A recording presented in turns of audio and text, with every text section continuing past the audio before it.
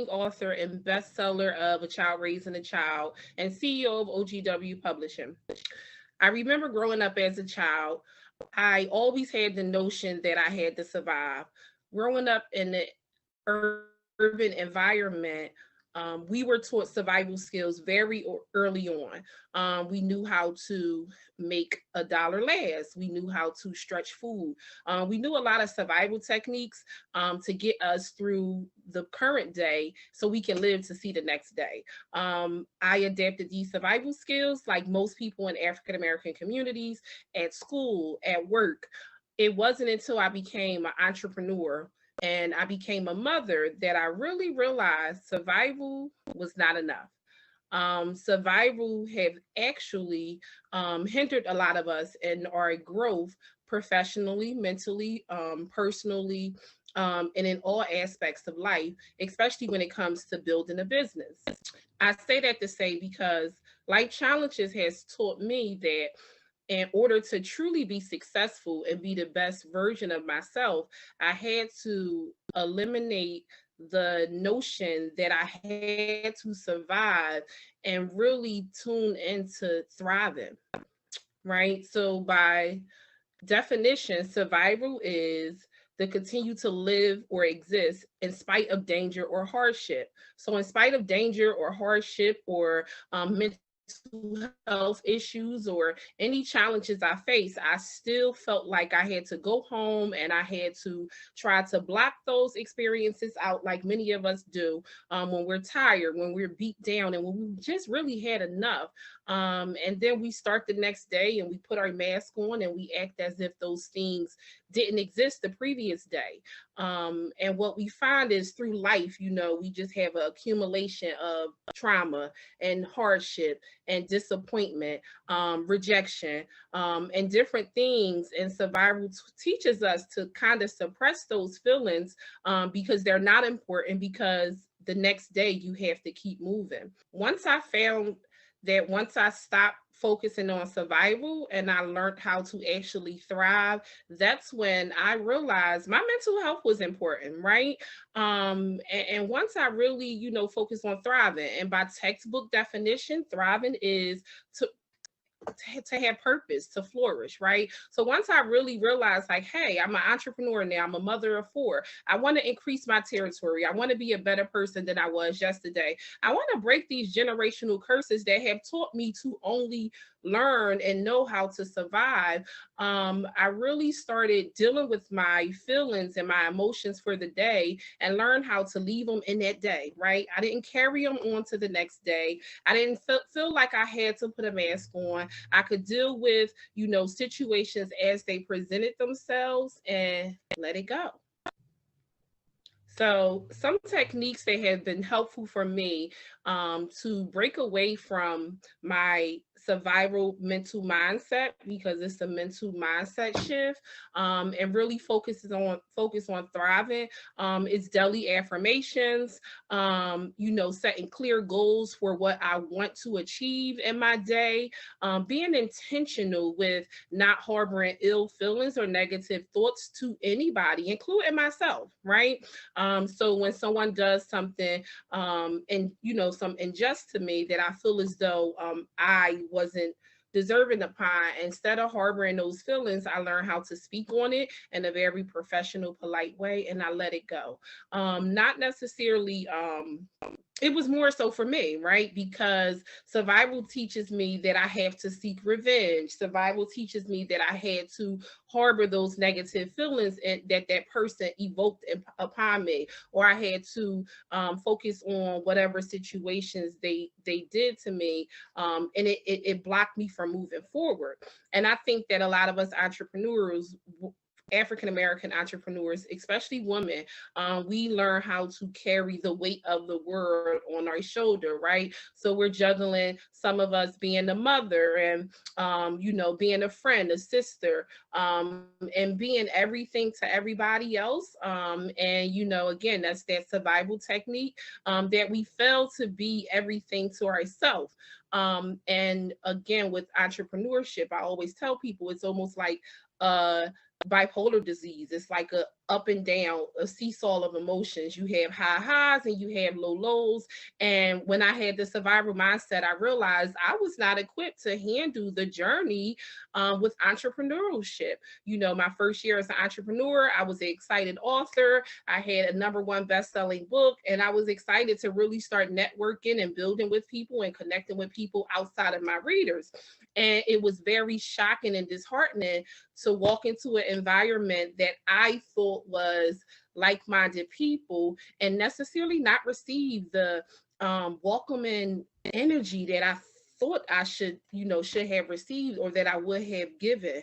Um, and it made me want to shut off from the entrepreneur world. It actually made me not want to network.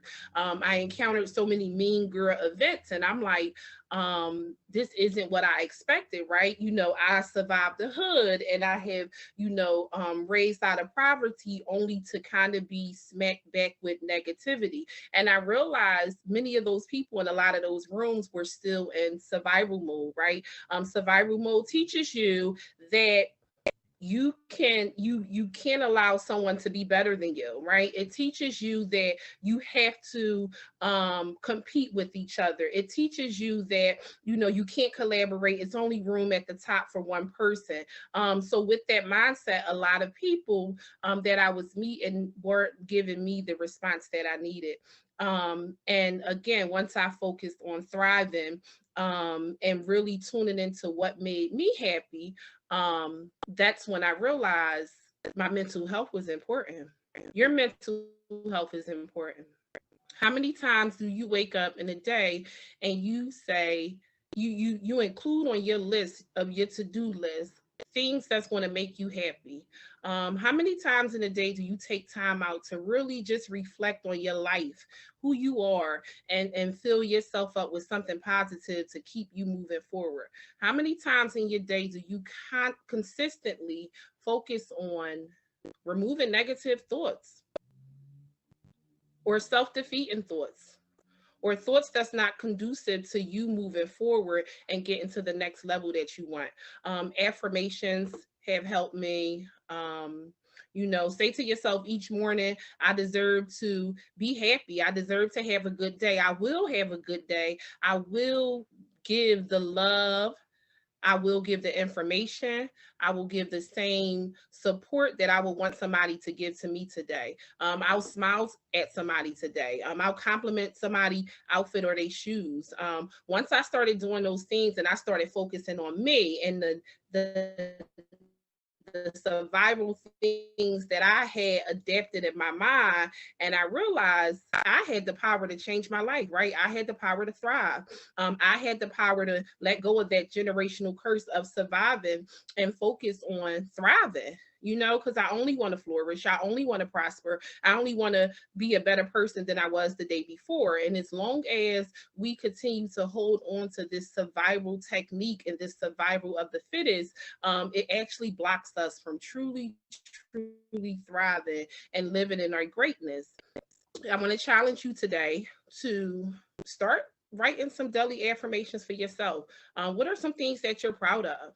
And I want you to make sure those affirmations is confirmation to who you are as a person. If all you can think of is physical attributes, that's okay too. And each week, I want you to change your affirmations, and I want you to dig a little bit deeper, right? So in the beginning, it may just be, hey, I have a pretty smile, or my hair looks good today, and that's okay. But as the weeks progress, I want you to dig a little bit deeper and really think of affirmations and reasons you have to be grateful and reasons you have to let go of the survival mindset that many of us have been tricked into believing we need in order to grow, and let go of that and like truly focus on thriving. I want you to take time to just stop and literally smell the roses. How many times have you stopped and just, took your work into a park, or took your work outdoors, or just did something outside the norm? To really make you happy. Maybe it's sitting in the park, maybe it's going for a long walk, maybe it's going for a drive in the middle of the night and listening to some music, maybe it's reading a good book. I want you to start focusing on things, at least one thing in a day, where you can take time for yourself to do what you want to do what you love to do. Right, take time to love on yourself, and you'll see once you start focusing on self-love and self-healing and just listening to your thoughts and your intuitions, because a lot of times our thoughts are negative, our thoughts are connected to our survival techniques. I won't dig too deep, but a lot of us suffer with post-traumatic stress disorder from survival techniques, right? So survival is not enough any longer. After COVID in 2020, I think many of us experience survival, right? If you're watching this video, you survived COVID, right? You survived COVID. If you're watching this video, someone else probably didn't survive COVID that you know. And after COVID, with me being a nurse, I watched so many people die right before my eyes. As a nurse, I directly seen it. I worked with it every day. And one of the things that COVID taught me was appreciation for life. Appreciation for life. And with that appreciation, a survival mindset would have just had me appreciating life, going to work each day, being the best nurse that I could be, being the best person that I can be. But my mental health was suffering, right? Constantly seeing death day in and day out. And suppressing those emotions and not really being able to express them, just surviving. I was just showing up. Because that's what I was taught to do, right? And it wasn't until we kind of came down off the curb, I realized enough. I was hurting myself and showing up every day to work for my patients. I was internally dying, right? So it clicked for me once again, but it was on a different level this time. I have still, despite me thinking I was thriving, I was put back into survival mode, right? COVID put me back in survival mode because I didn't know what was around the corner the next day. Many of us didn't. And I woke up one day and I said, you know what? I'm quitting. I'm walking away. I'm walking away because I was losing myself, right? I was going back to the mindset that I tried to escape from for so long. I wasn't thriving. I was not flourishing. I was stagnated. I was stuck right in that moment. And even after we got past the curve, and even after, the death decreased, we still were in survival mode. My team at work and we still were in survival mode. We still were trying to deal with exactly what we'd seen, right? Because we go back to the definition of survival, and it's to continue to live or exist despite hardship. So despite what we experience, we still try to show up each day. How many times have you shown up, and been present, shown up as a friend, shown up maybe as a lover, shown up as a business partner, shown up as a mother or a daughter, but you were hurting inside? That's survival. Those are survival techniques that we are taught. And with, research and understanding and love for myself, I realized this wasn't healthy. So once again, I quit. I left. I chose to thrive. So once again, I made the decision that I was going to thrive, and I was going to rise above survival, and I was going to rise above oppression, and I was going to rise above depression, and all the trauma and hardship that came with being a nurse working during COVID. And once I truly focused on thriving, I said, you know what? I got a book. Right? I can take my hardship and I can help somebody else that may face another pandemic in 200 years, but life isn't promised. So while I was busy trying to survive, life was passing me by, right? I couldn't function and I couldn't think and I couldn't realize I wasn't taking time for myself. I wasn't loving on myself, and I wasn't being the best version of myself. I wasn't flourishing. I was no longer writing because I was too caught up in my head. I was no longer present. Even in my business, I really didn't want to be there, right? I had coaching calls with my clients, but my mind was somewhere else. I was publishing books, but mentally I was over there. You know, I was always thinking about, okay, I got one more night and it's time to go to work. And once I made the choice, once again, to thrive, life continued to increase for me. My happiness continued to increase for me. My business grew bigger. So it's okay to, get setback. It's okay to get knocked down. It's okay when you start your journey on thriving. You'll see that you'll have days where you're progressing. You'll have weeks and months where you're doing good. And then something will happen to throw you off your square. Start over. Begin again. The beauty of life is it's never too late to start over. It's never too late to try again. And failure is not a bad thing, right? Survival teaches us that failure is a bad thing. So we hide our failure and we hide our hardships and we hide the things we go through out of embarrassment, out of fear, for various reasons, because we think that these hardships are not normal. It isn't until we start opening up to other people and we start allowing love to lead us and self-love to guide us that we realize our hardships is what really connects a lot of us, right? Our stories is what makes us unique, but that's what brings us together as well. So I'm challenging you today to focus on survival. Focus on thriving. Woo. 1, 2, 3, 4, 5, 6, 7, 8, 9, 10. So I'm challenging you today to focus on thriving. Understand that survival is not enough. Survival is what kept African American businesswomen back so much, and the entrepreneurial and the business sector. It's what kept us back in our careers. It's what kept us back in our relationships with various people, because we believe that in order to survive, that means that we cannot express how we feel. We cannot express our emotions. We are not allowed to have feelings, or react, because we don't want to be the bad parent, or we don't want to be the bad friend that's never there, or we don't want to be the angry Black woman at work. So we repress those things and we suppress how we feel, and we just continue moving forward. And most of those things build up. So I'm telling you today, focus on thriving, focus on yourself. And start writing down the growth that you're going to see. It's amazing when you don't respond the same way that survival will force you to respond. When you can look back at life and you can see your growth. When you can look back at life and you see how far you have came. Now, as a nurse, I'm still an active nurse, but I'm a nurse on my own terms, right? Because I realize I have to flourish. So I have to look for opportunities that's going to make me better as a nurse, that's going to give me new experiences. And I realize, like, I don't want to be tied down to the same place every day. And that's my preference. I don't want to be connected with the same place every day. I want to be able to walk into a hospital or a nursing home and greet a patient, and I'm happy. I'm happy to see you. I'm happy to care for you. I'm happy to give you quality of life, whether that's a week, a year, a month, or whatever.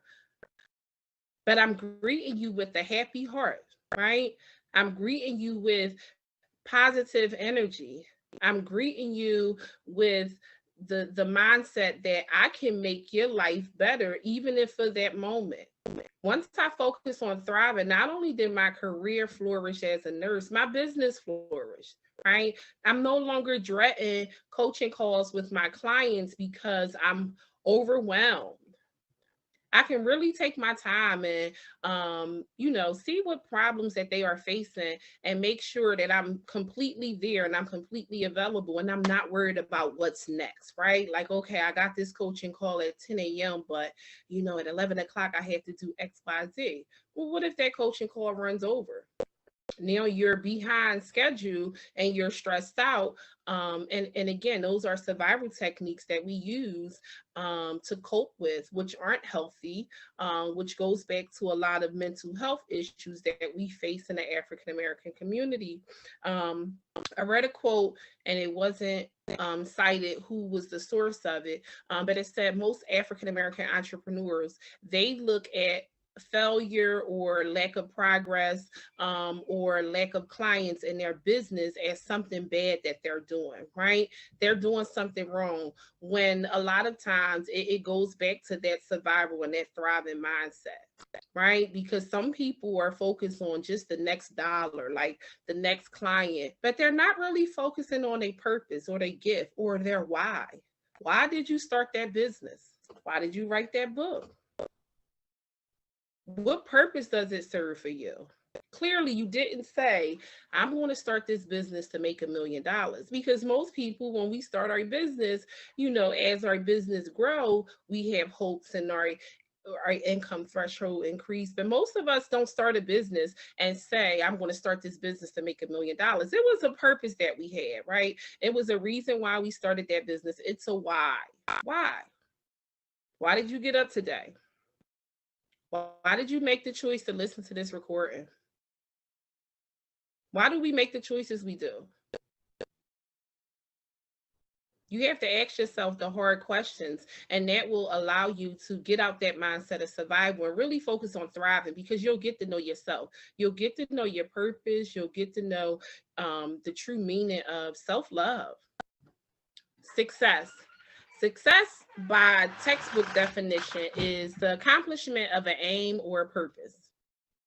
We have discussed the definition of survival. We have already touched on the definition of thriving.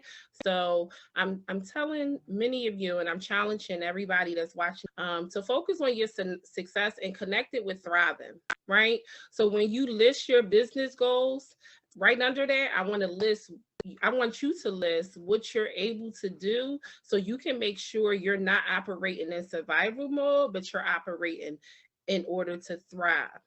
By focusing on thriving, what you'll do is take yourself, and you'll take your business, and you'll take your family and your friends, whoever meant to go to the next level.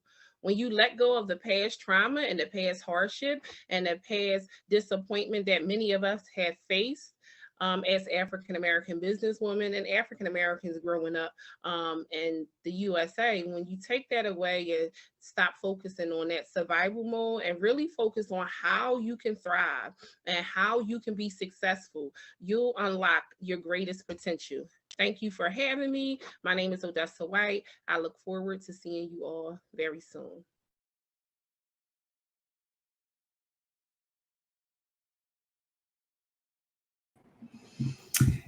Hi, ladies. I saw the chat lighting up during this.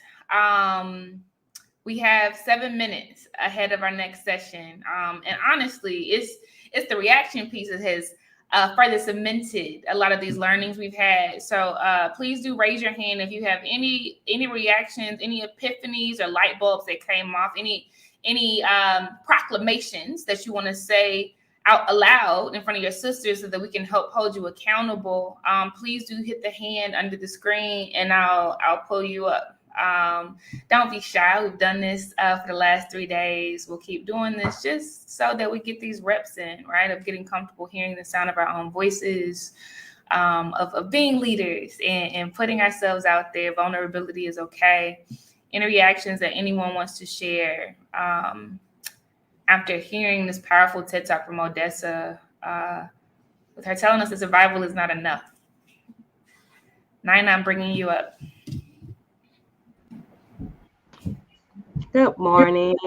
Morning. I just have to continue to breathe, because every time I think in this summit I have reached a level of awakening, these sessions continue to push me further. And I'm so convicted. I continue to be convicted because I already knew that where I was in my entrepreneurial journey wasn't where I should be, but my why was off and my how was off, and it just was all off. And so these presentations and Odessa just, even more confirmed it, that it's connected to someone else's thriving. And That so part. I don't have, we don't have time to sit back and just waste because someone's life is dependent on it. And so I'm just so convicted. I'm so convicted. That's deep. And to Nina's point, y'all, Odessa is giving a workshop today that's called Write Your Book and Build Your Brand. So when she said, I went through the pandemic and I wrote a book so that in 200 years, somebody else who experiences a pandemic, I mean, this is where her mind is and where all of our minds can be if we want to, right? So that they know how to get through it. So she's doing a workshop on how to do it, like how to write your book and build your brand. She breaks it down on how it can be done in 21 days. Super fire. She's a 3-time best-selling author. Thank you so much, Nina. That was real. Appreciate you, mama. Okay. Now we have Atia coming up. What are your reactions and thoughts? I just wanted to come up and say, first and foremost, that this is my first day here, and I'm just loving the energy so far. I'm loving this meeting that I decided to join into, and I just wanted to just share the positive energy because I'm really moved just by the creation of this space, the people that you've brought into this space. Like I said, today's my first day and I'm just reading the comments and I'm just like, yes, like I'm here for the joy. I'm here for the, oh my God, talk to me, speak it to me. And it's just really refreshing because in this space that I'm in, of transitioning to a lot of things, through a lot of things, and just like accepting a lot more, it's just giving me this newfound confidence of just like, oh yeah, I'm doing this too. And just holding on to that part. And like you said, just thriving through it instead of saying I have to. It's like, no, I'm making a choice and I'm moving toward this because this is the purpose that I've put before myself. So I'm just so great to be here. And I just wanted to give that little spiel. Yeah, and you are a part of the magic of today. Like everything you said, I hope you saw the emojis coming up on the screen. Yes, yes. Yeah, thank you for bringing your energy into this space. I'm so happy you're here. We have a powerful day ahead of you, and all of the replays are available to you, Mama, just so you know. Yes, I saw that. I will be tuning in tonight and tomorrow. Yeah. All right. Well, thank you so much for sharing. We're so happy you're here. Bye. So dope. We have 2 minutes left before the top of the hour. Let me put on the screen a few things. What are some ways to thrive in entrepreneurship? Super dope question, super important question, Katrina. I'm sure a lot of people are wondering. And honestly, y'all are on the right day. You're in the right day today. So the next session is a workshop called Woman of Class, and it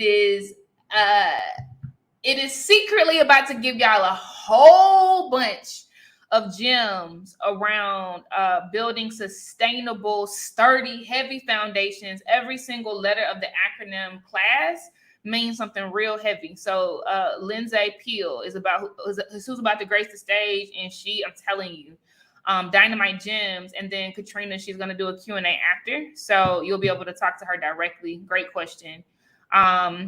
Real quick, I'll flip Anika's comment on here. Thank you for this TED Talk. This session was so affirming. Yes, it was. I declared that I needed to help leaving my survival techniques behind. I asked for help and Blaze showed up. Ashe, the universe will provide. God will provide. He sees you. This is divinity right here. This is divine.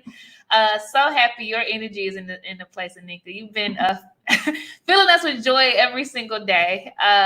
Love you. Anika loves to say her edges been snatched. Ours too.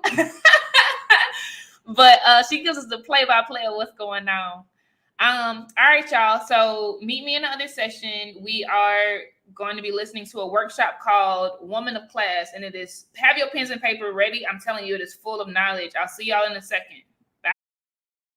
It is such a pleasure and such an honor to be here. My name is Lindsay Peel, and I am the founder and principal consultant at Kingdom Vision Consulting. We have such amazing content for you today.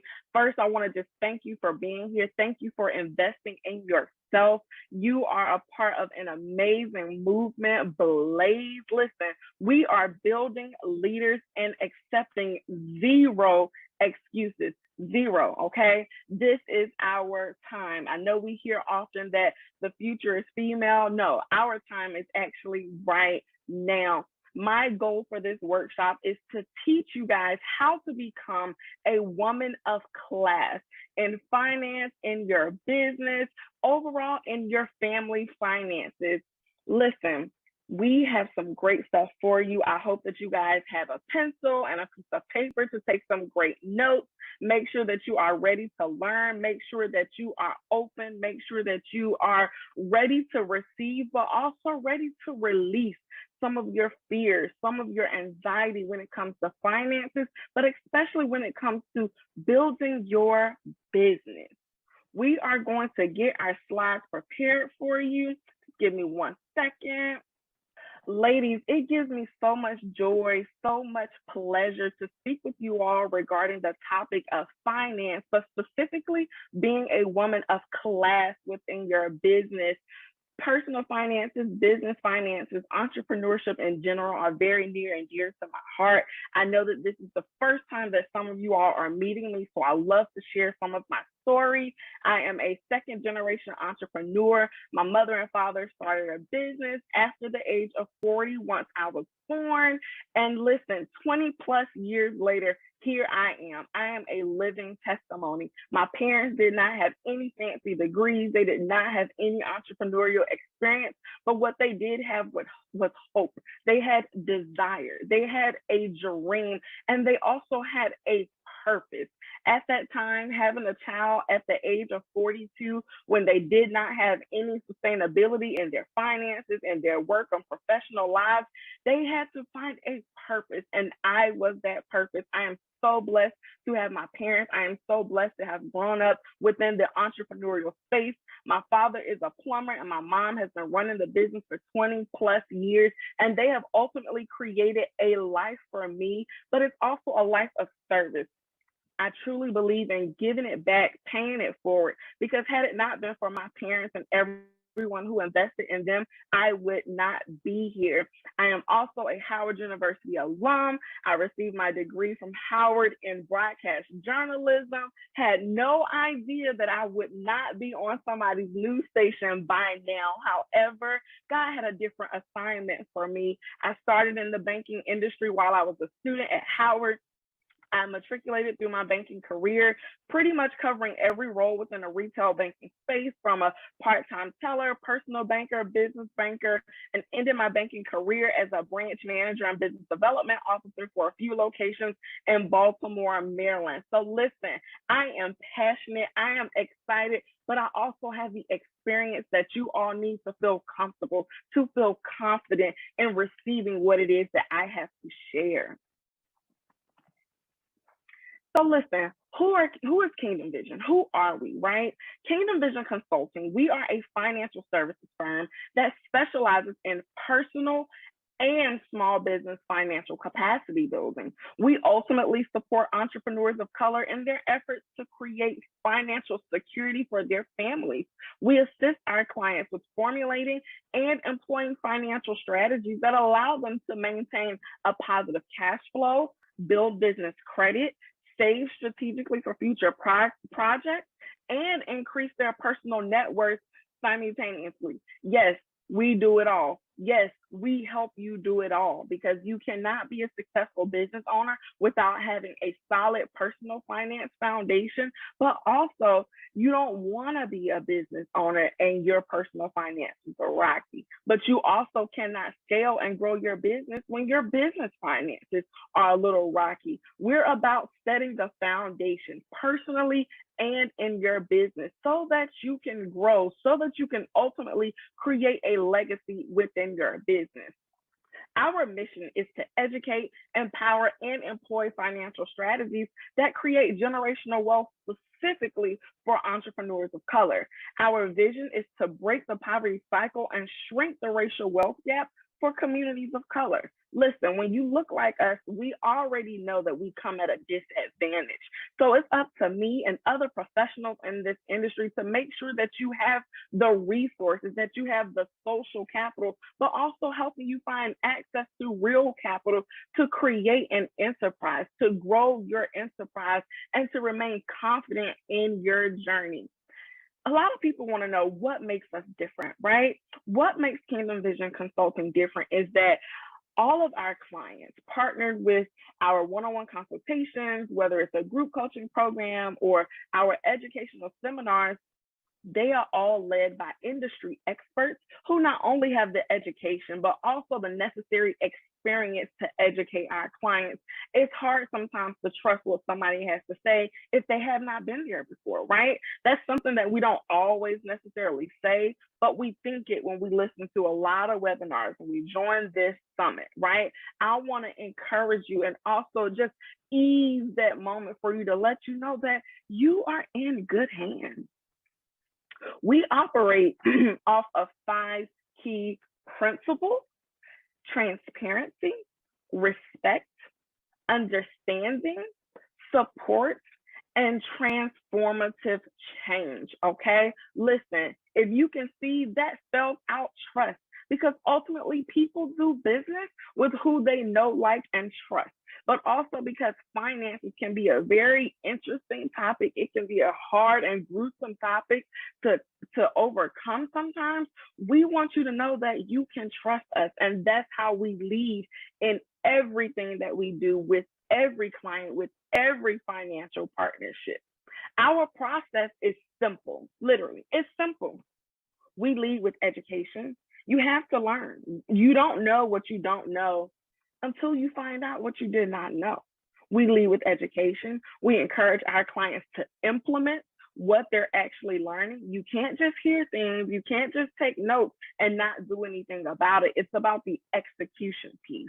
After you're able to implement those strategies and you see that they actually work, you duplicate it. Listen, managing your money does not have to be difficult. You just have to start. You just have to do it. You have to learn. You have to figure out what it is that you don't know, what you need to gain access to. You need to start implementing those strategies and become a master at execution. And you do it all over again. You duplicate the process. And ultimately, what that does is that it helps you to create the legacy that a lot of us dream of. But honestly, some of us don't even dream that big because we don't know that we can have it. I'm here to remind you that you can have it all in your personal finances and in your business finances. Today's workshop is called Woman of Class. What does CLASS mean? CLASS stands for the 5 key financial pillars that we support all of our clients with at Kingdom Vision Consulting. C, credit worthiness, long-term wealth, asset protection, strategic banking partnerships, and strategic asset accumulation. Now, I know that sounds like a lot, but truly, it's the overall basis of what your personal finances and your business finances, honestly, are built on. And we want to encourage you, give you some advice, but also give you some tangible things that you can walk away with and start implementing today to show up as that woman of class in your business, in your family, but also in your community. Listen, let's talk about creditworthiness. Let's talk about why it's important as an entrepreneur. Specifically, when you are a business owner, and depending on your lender, usually if you own more than 25% of an entity, you are considered a personal guarantor. Yep, that means that they're going to review your personal credit 9 times out of 10 when you are looking to apply for any type of capital with a traditional lender or with an untraditional lender. Although untraditional lenders have a different viewpoint on credit, they still will review it to help create the story for who you are and who you show up as in your business. Now, listen, I know all of us were not as fortunate to have parents who added us as authorized signers before we were 18, or a lot of us weren't even fortunate to have financial literacy conversations, right? Just conversations at our dinner table. That is okay. It's about what you know now. What are you able to learn now that can set you up for financial success? I know it's like sometimes beating a dead drum. want to talk about credit. Credit worthiness here in your personal life, credit worthiness here in your business finances. I know that it can become draining and overwhelming when we're trying to figure out, well, how do I increase my credit? What am I doing wrong? How many credit accounts do I need to have, right? What should my balances be? What does the bank want? What are they looking for from me? What is that secret number? There are so many questions around credit, but the most important thing is that when somebody reviews your credit profile, they are making a decision to lend to you based off of who you have shown up as in the past. Now, listen, because I can be frank with you guys, because we look like each other, okay? Some of us are cleaning up messes in our credit that we didn't even do. Some of us had to experience someone putting something on our credit when we were 2 and 5, a cable bill, a cell phone bill, whatever that bill is, and now you feel stuck. Now you feel like you are being treated a certain type of way for something that you didn't do. While that happened to you, and it's unfortunate, we got to clean it up. We have to stop sweeping things under the rug.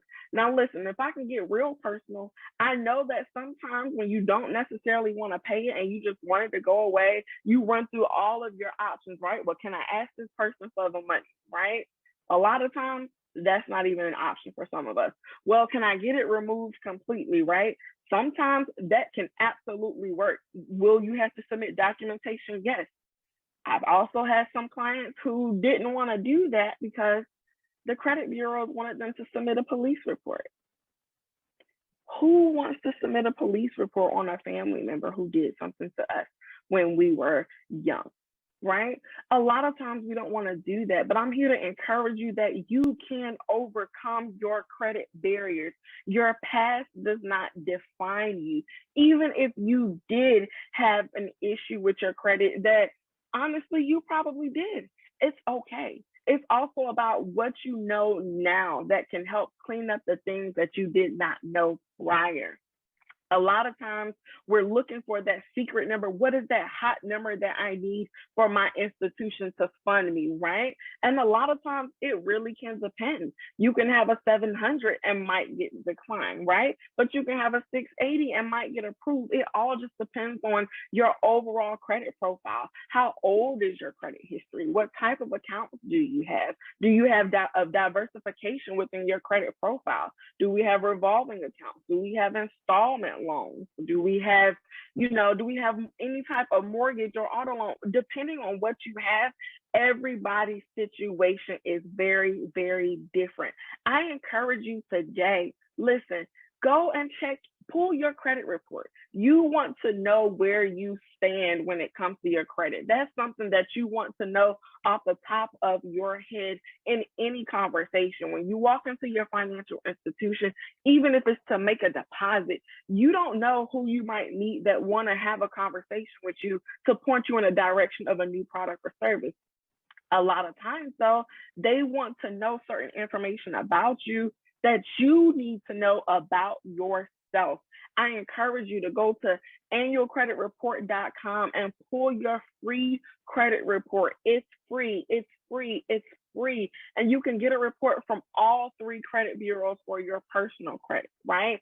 Even when it comes to your business credit has reporting. The numbers look very different now. You won't necessarily see an 800 in your business credit. It typically goes up to 100, but you want to start building that business credit as well. You want to start someplace. A lot of times we bootstrap our way by using and exhausting all of our cash out of the bank. We exhaust all of our old retirement accounts, and then we want to go apply for credit. I learned the golden rule in banking. You always want to apply for credit when you don't necessarily need it, because typically that's when you can get that favorable approval. Because why? Typically you have not exhausted all of your funds yet, right? Typically you have not maxed out credit cards at that point yet if you technically didn't need it. You want to be prepared. You want to stay ready so that you do not have to get ready. That can come in the form of business credit cards, right? I always say shoot for rewards if they have them. Business credit cards, business revolving lines of credit, right? Those lines of credit makes it so much easier for us to scale because we can pull out that cash right there. It's as simple as a transfer, or some institutions have a card that's attached to that. Some institutions have checks that are attached to that. It makes it a little bit easier for you to access that capital, but you have to learn what you need to even gain the information for those resources. To becoming a woman of class, we have to be credit worthy. We have to be personally credit worthy, but we also have to be credit worthy in our business. I encourage you to connect with a financial partner, whether it's a personal banker at your financial institution, or a certified credit consultant, or someone who has the experience, but also who is reputable and have been vetted, that can truly, truly help you get to where you want to be. And honestly, sometimes you can do it yourself. YouTube University is an amazing thing, right? We can gain access to so much information literally at the click of our fingertips, right? We just got to do it. We have to understand that it is important. It is one of the key steps to being financially sustainable. Not only does credit give you access, but it gives you a special access. It gives you discounted rates, okay? I like discounted rates because even last year, right, when I purchased my car that's now on Turo, we're going to talk about other business ventures, I was able to get a 1.9% interest rate. That's amazing. And I did that through dealer financing. And that was lower than what my credit union was trying to give me. But you have to be credit worthy. Being credit worthy gives you access to the capital that you need, but it also makes that capital that you receive less expensive for you. Listen, now when it comes to entrepreneurship, a lot of times we don't talk about this often. We don't talk about it often enough, I should say. Long-term wealth.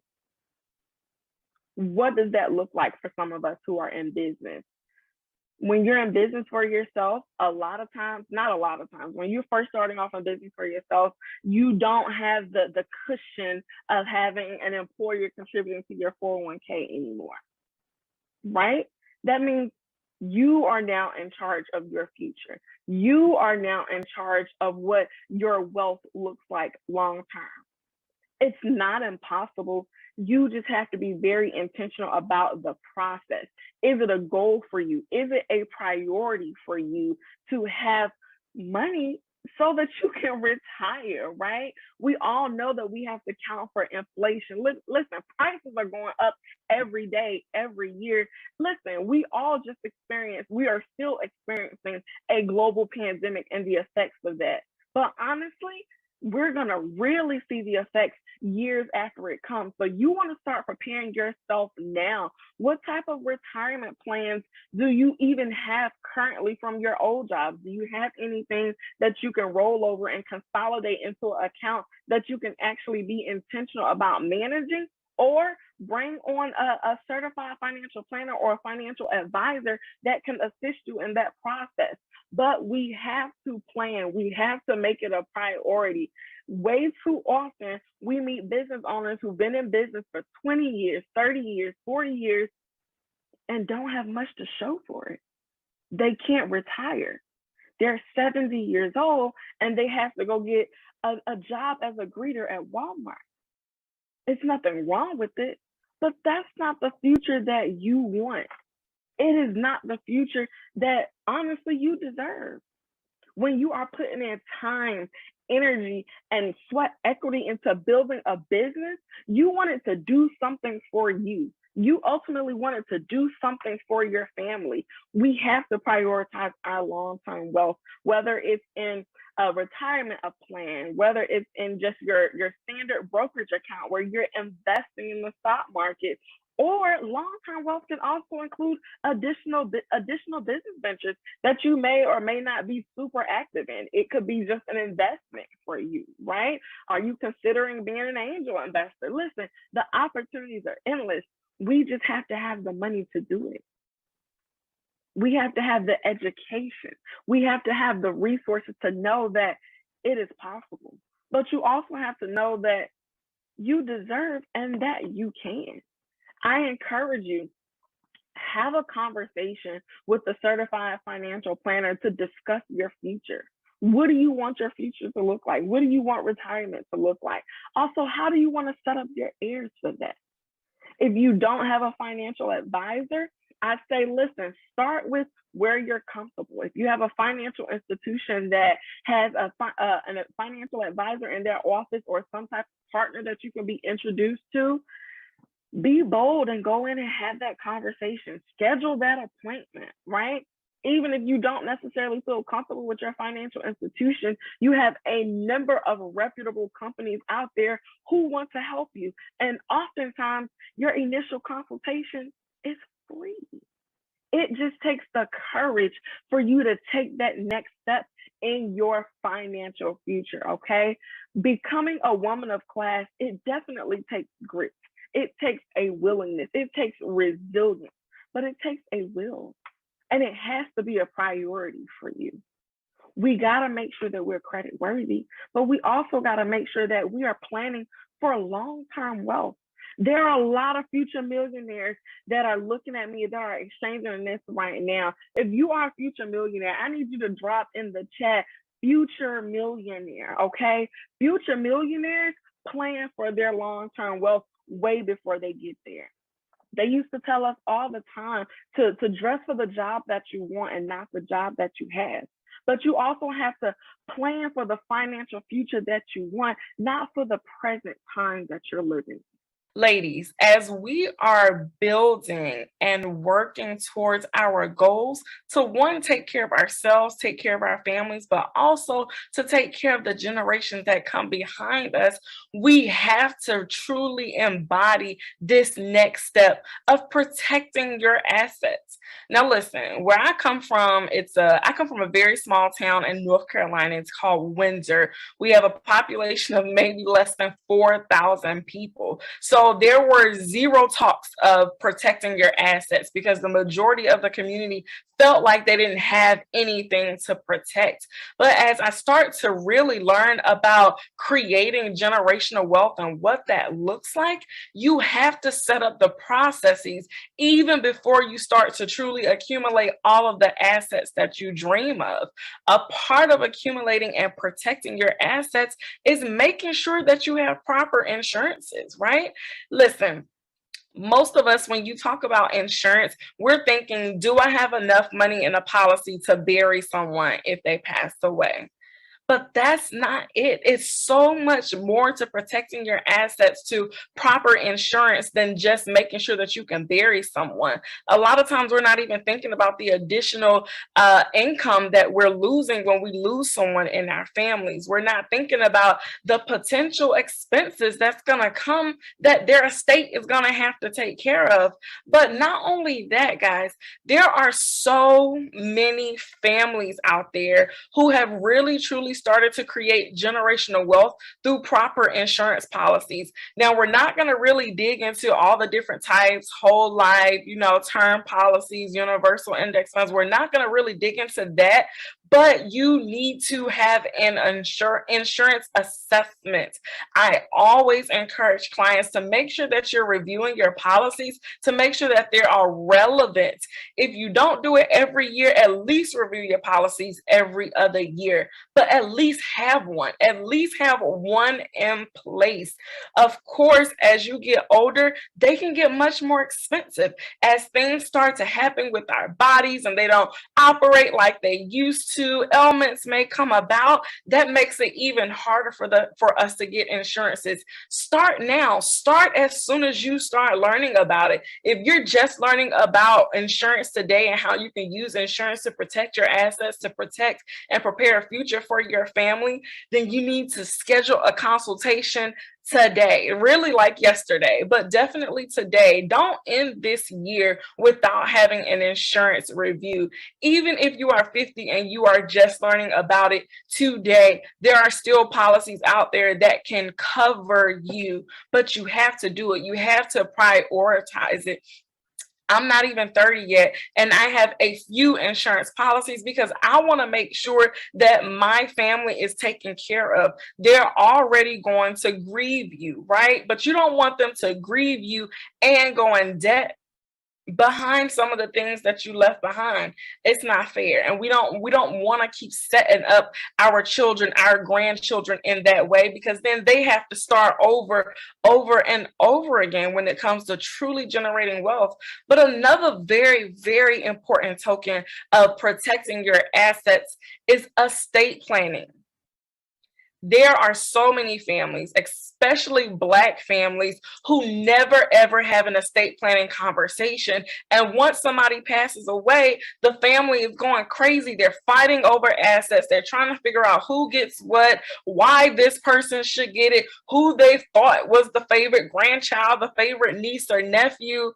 But guys, if we do the work in advance to prepare our estates, to put in documentation on legal documents what you want to happen with your assets, you set your family up for such a smooth transition. Listen, I was one of the first people in my family to even introduce the conversation to my parents about estate planning and the different tools outside of a will.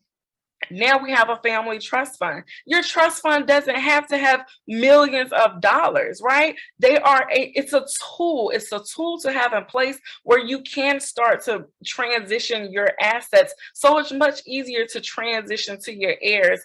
A lot of times we don't have these conversations because we don't feel confident. We don't necessarily want to admit that we don't know. And then a lot of times we feel like we just don't have enough. But these are also tools that are living, some of them are living and breathing documents that can be altered as you accumulate more assets in your life. But we have to do it. We have to learn. I would advise you to contact an estate planning attorney or talk to a life insurance agent. A lot of times they have estate planning partners that they work with. You can also work with a certified financial planner. They have a lot of the tools and resources that you need to really show you, but also create a plan for how you want to protect your assets. Another company that I love is Legal Shield. Legal Shield provides legal services to families and business owners at an affordable rate. You can pretty much have an attorney on retainer for less than $1,500 a year. Yes, you can get a complimentary will with that. You can get complimentary consultations with almost anything that's happening in your life just at the touch of a button on your phone through their app. We just have to do it. We have to know about it. So now that you're learning about it, now that you are being introduced, I am charging you to take that next step to becoming a woman of class and protecting your assets. Another really important notion of becoming a woman of class that it's not really talked about often, to be honest, is the importance of strategic banking relationships. Your financial institution should be your number one partner. Your institution should know you. They should understand what it is that you do. They should understand how you do it, why you do it, and the tools and resources that you may need to help grow in your business, regardless of what area of your business life cycle that you are in. A part of that, though, is choosing the right institution for you. A lot of times we settle on an institution that our parents had, our grandparents had for 20, 30 plus years. That's where my account was open when I was 2. I don't necessarily like them. I barely even go in there, but I just have them just because. We have to get rid of that mindset, guys. We have to choose an institution that is going to work with us, that is going to work for us, because ultimately they use our money to work for them anyway, right? Let's just be real. So you want to make sure that you are maximizing on the benefits that you are getting from your institution. You want to have a banker that is assigned to you, a relationship manager, some institutions may call it. If you are a business owner and you have a business banking account at an institution, you should not not have a business banker. You are doing yourself a disservice. That relationship manager should make sure that they are checking in on you at least 2 or 3 times a year just to see how things are evolving in your business, but also how are they evolving in your personal life? What new tools and products and resources can you use, can be really helpful for you as you're growing your business, as you're truly creating that legacy that you dream of, that you imagine for. But also, you want to understand how your bank works so that you know that you're at the right institution. Each financial institution are very similar. Most of them carry some of the same products, but sometimes their goals are different. You might have a bank that focuses more on small business. You might have a bank that focuses on more of investments. You might have a bank that focuses on the holistic personal financial picture. You want to make sure that your financial institution is the one for you. You also want to be able to understand their structures, right? A lot of times your average small business owner does not even know that most institutions, their business banking division is split by your business structure. Are you a small business? Are you a commercial business? Are you a corporate enterprise? Your relationship manager and your relationship status with the institution fluctuates based on the revenues of your business, based on your lending with that particular institution. But we have to create these relationships with a representative so that we can start to learn these things. Ultimately, you want your banker to be a sponsor for you. You want them to be an advocate for you. Real life story. I had a client when I was in banking. This was probably about 2 years ago, and she had been denied from all of her personal institutions that she had worked with. She came to me and she let me know her issue. She needed some access to capital. She did not necessarily have the best credit situation, but it was something that I could work with. But because I was able to create a relationship with her, I truly got to know her. I got to understand the dynamic of her business. I got to learn her family background. I got to learn about what her spouse does, her mother and father. I got to understand the entire picture. So I felt connected to that client, but also that made me feel comfortable advocating for her. We submitted an application for a line of credit. It was denied. But because I felt so strongly about her vision, her goals, and what she wanted to do in her business, but I could also see the plan that she had because she also presented documents. We have to have proper documents, guys. I could also see that there was some validity behind what she was asking for. What did I do? I picked up that phone and I called my underwriter. And after a 45-minute conversation, we got an approval. That would not have happened had she not had a business banker like myself. It is so important for you to have someone on the inside who can look out for you. You also want to know what type of resources that they have outside of the bank, what type of external partnerships. One huge partnership that is valuable to the small business community is when your business banker is connected to alternative lenders. Because guess what? Everybody's not going to be able to get approved for traditional lending through your institution. It's okay. That's just how the system works. However, if your business banker has connections to CDFIs or crowdfunding sources, then you, the person, the client that is connected to that banker, you now have access to those resources. I had a number of clients who, unfortunately, I had to decline for loan applications. But guess what? Because I had partners who worked for community development financial institutions, because I had partners who supported alternative lending, like through crowdfunding, Kiva, etc., I was able to transition those clients to those particular organizations to meet their immediate need. Just because you get a decline from the bank, that doesn't mean you no longer need the money. Yes, we still need that funding. You just got to have the right partners in your circle to help you reach your goal. It's never impossible. It's just about the strategy. Another important piece, strategic asset accumulation. Now, a lot of us, well, not a lot of us, all of us know how to accumulate liabilities at this point. We know how to go spend our money on things that doesn't appreciate in value, that doesn't necessarily add anything to our personal net worth, right? But do we truly understand what it means to strategically accumulate assets that are going to work for you, assets that are going to work for your family members, right? We have to be very intentional about where we're putting our money. I always like to encourage entrepreneurs to really step into ownership.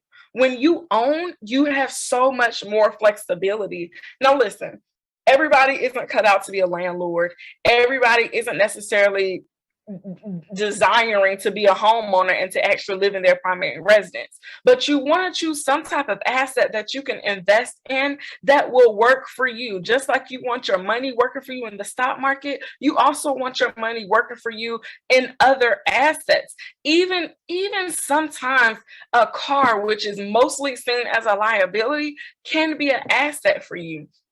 I mentioned earlier in the video that last year I purchased a new car, but instead of that car being a liability, just taking my money every month from the car payment to insurance to gas, etc., I turned that liability into an asset. Now that asset is a part of my income, right? So I have that car on Turo and it's making me money.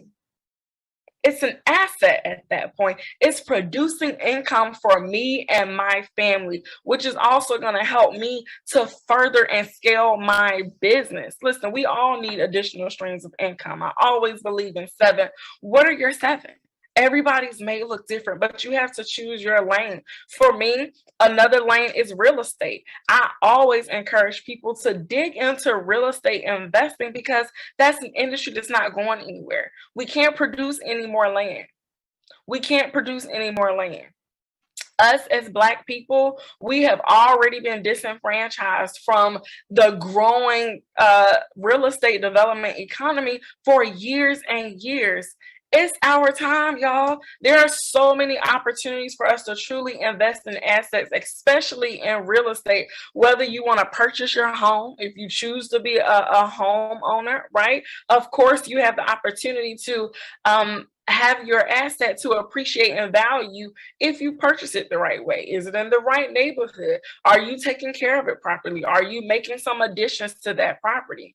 Last year, purchased a new condo in Charlotte once I relocated from Baltimore, and in 11 months, literally 11 months, it has accumulated in more than $30,000. And now that condo is on Airbnb. We got to be strategic, but we got to create a plan, but we got to figure out what's comfortable for you.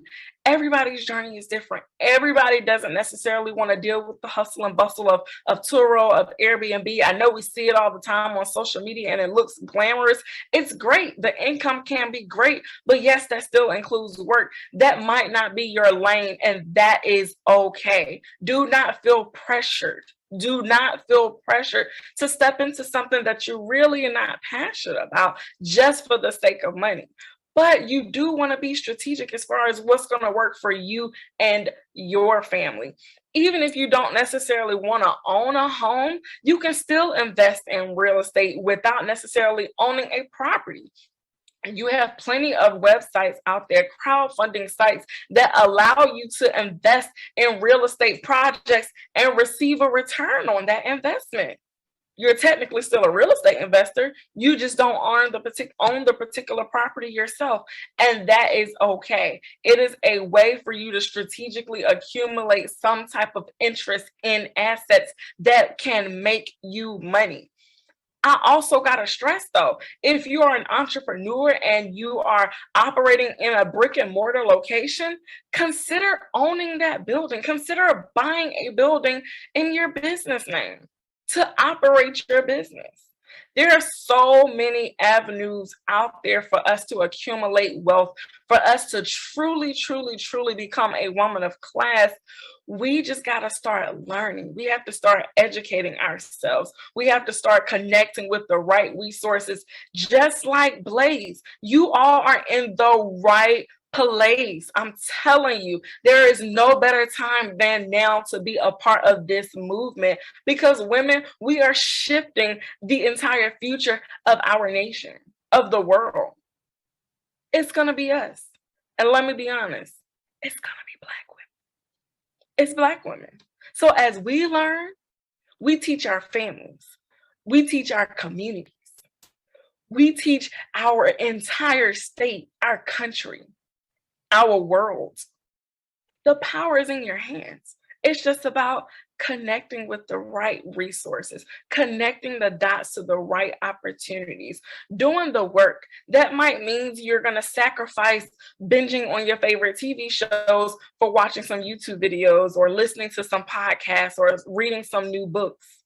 But you're investing in yourself, which you are your biggest asset. Because as you invest in yourself, as you invest in your mind, your intellect, it's going to reflect in everything else around you.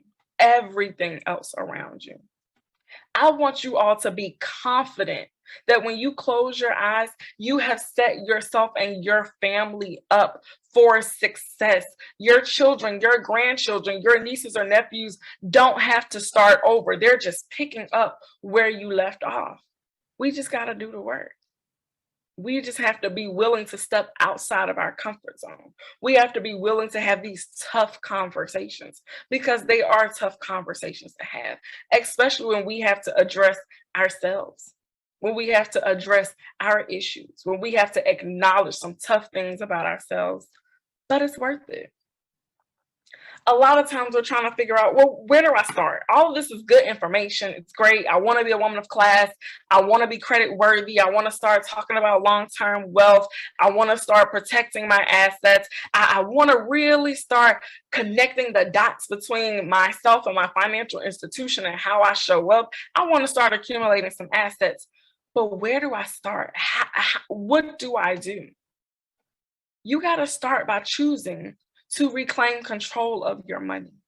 And a part of that is managing your money mindset, understanding it, being willing to transform your mindset, because it has to start here. But also, you got to assess and make adjustments to your money management. Where's your money going? What are you doing with your money? Do you have a budget? Can you account for every dollar that comes into your account? I hope so. But also, you have to create strategic milestones. You have to be very intentional with your goals. You have to be very intentional about what it is that you want your money to do for you, what you want your money to do for your family, but also, what is this life that you want to live? What is the legacy that you want to leave behind?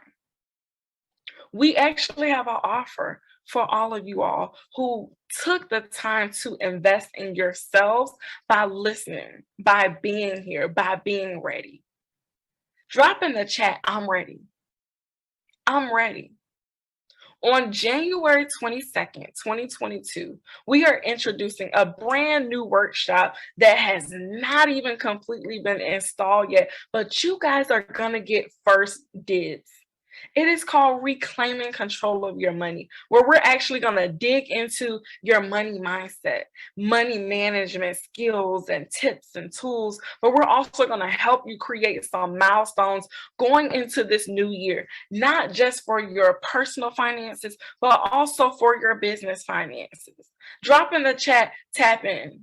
If you are going to tap in, I need you to email us today at info@kingdomvisionconsult.com and say, I want in. If you want in, we want to help you get there, because you can't do it alone. We always say that it takes a village to raise a child, but it also takes a village to grow a business. It takes a village to strengthen your personal financial foundation. It takes a village to really create the visual for this business and financial enterprise that you want to have. You don't have to do it alone. We're here to support you. You have Casey and her team at Blaze. You have myself and my team at Kingdom Vision Consulting. You have each other. Build community amongst each other so that you have some accountability, so that you don't feel like this is a walk alone, because you can. You are worthy, and ultimately you deserve it. January 22nd, 2022, we are reclaiming control of our money. We are shifting our money mindset. We are reassessing and making adjustments to our money management. But also, we are creating strategic money milestones, things that we can work towards, actionable steps, smart goals that we can actually do, that we can check off to help us reach our ultimate goal of success. I want to help you to create a legacy worth living. I want to help you build and grow sustainable businesses. I want to help you to create an avenue for retirement, regardless of what you want it to look like. This plan is yours. You're just connecting the dots with the resources to help you get there. I want to help you transition assets to your heirs versus liabilities. We've passed down enough trauma, enough liabilities to our heirs before, generations before us. We're putting an end to that. You have been called to break generational curses in your family. You have been called to break the poverty cycle in your family. It starts with you, but you don't have to do it alone. I appreciate you all. I love you guys so very much. We have such great work ahead of us. I'm excited to see where you all are going in your careers, in your businesses, in your families. Please keep up with us. You can follow me personally on Instagram at LPillTheRealDeal. You are also can email us at info@kingdomvisionconsult.com. Everybody who wants to be a part of our workshop in January, I need you guys to shoot us an email right now. I know you have your devices close by. I know you got an extra tab on your window that you can click on really quick to send that email to say, I want in. Because you want in. It's time. Follow Kingdom Vision Consulting on Instagram, LinkedIn, and Facebook at Kingdom Vision Consult. We are here to support you. We are here to help guide you. We are here to help become your centerpiece of your finances, to make sure that we can help you stretch and connect the dots between your goals, the people who have the resources, and you. Thank you so much.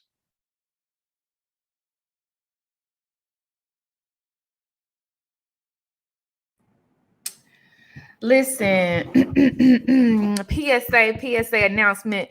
There was gonna be a TED Talk in 11 minutes, but that has been shifted to 1 p.m. EST because we're in a vein, America, in Africa, in Europe, in Canada. Listen, Lindsay. Yes, my love. Yes, queen. Lindsay, let me turn my light on so I can see you good and you can see me good. Lindsay. Yes. Baby, the way you just shifted households and communities just now in 45 minutes. You did that. The way you just shifted households and communities in 45 minutes just now. Like I said, I'm serious, y'all. I moved the TED Talk back because we're in a vein. We're in a vein. Lindsay is here. This is the first time, Lindsay, just so you know, sis, over the last 3.5 days that we've had Q&As, the Q&A being filled up before you even came on the stage. So I just have a feeling there's going to be so many questions people have for you, and I want you to be able to answer them. Let's dive in, sis. Yes, ma'am. Oh, Lord.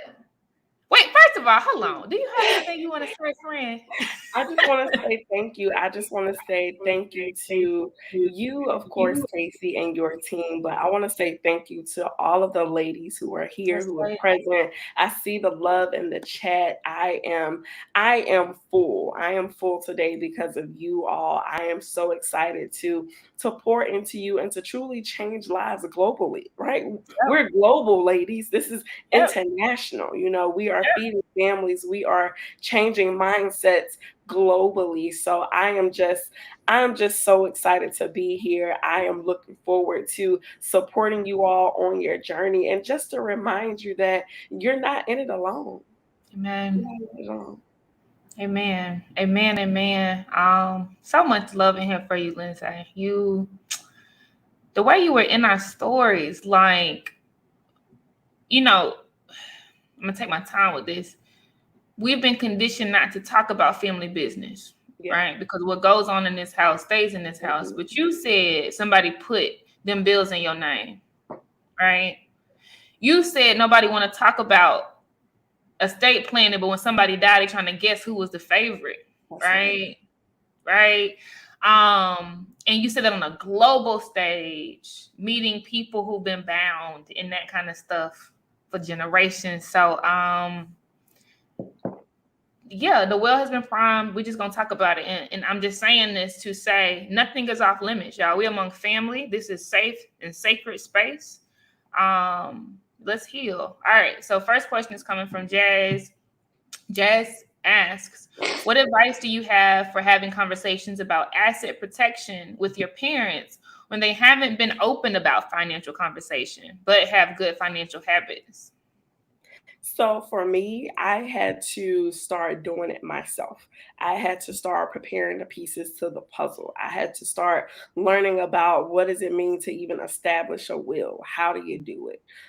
When I was in the banking industry, I would ask a lot of my clients a lot of questions. I would see a lot of wealthy clients, and of course, a lot of them did not look like me. However, a lot of them are willing to share when you ask the right questions. So I started asking questions about trust funds. How did you transfer your properties when someone passed away? You know, how do you eliminate that process of going through the courts? How do you eliminate collectors trying to come after you and your family assets? So I started doing it for myself, and then I started to share with my parents. And believe it or not, my mom was actually able to hop on board. It wasn't as hard as I thought it was. I just needed to do it first. Sometimes you got to plant the seed. Sometimes they even need to see you just put a little water on your own seed first, and then you bring them along, and they will be willing.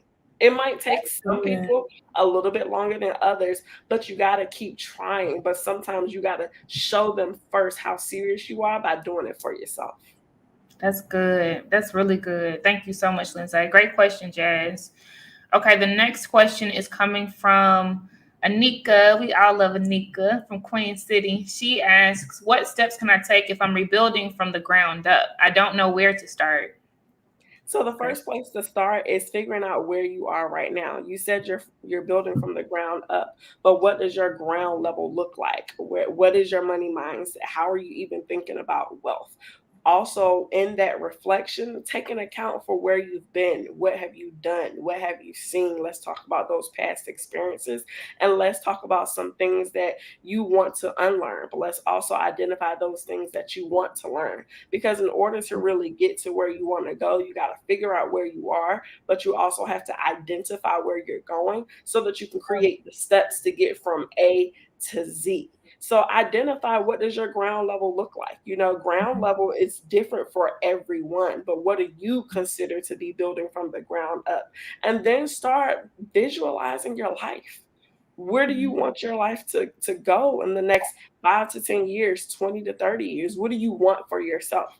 Once you're able to identify those things, where you're trying to go, now it's about being very intentional about getting there.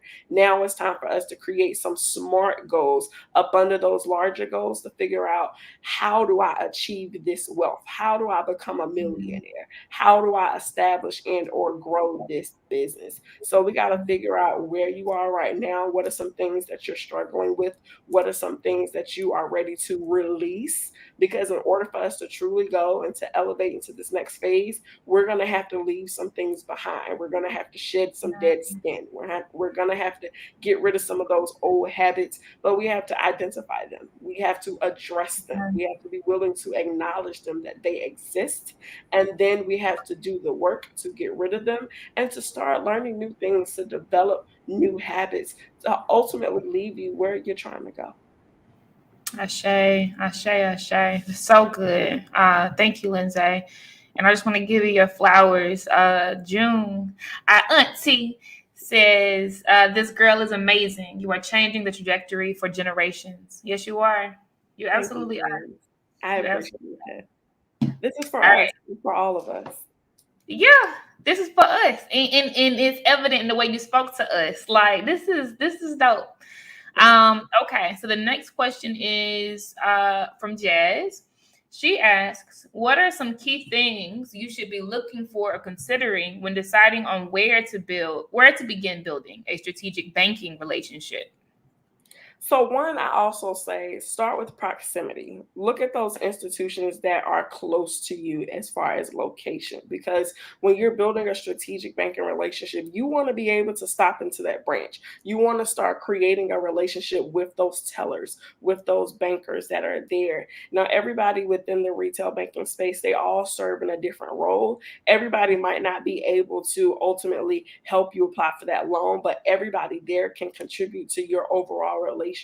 So it starts with the simple things. When you go in and make a deposit and make a withdrawal, are you engaging in conversations with their teller? That their job is to engage in conversation with you. Are we blowing them off? Are we on our phones? Are we saying, oh, I don't really have time today, I just need my cash real quick? Like, how are we interacting with those people? Ultimately, when you notice a location that's close to you and they're able to provide you with customer service, you start from the teller line, and then they're going to ultimately try to introduce you to a banker one of those visits. And it's going to depend on how well you interact with the teller. It's like having a gatekeeper. You know, when you're trying to speak to an attorney or a big dog, rather, they have somebody at first that you have to speak to and get through, that receptionist or, you know, that administrative assistant.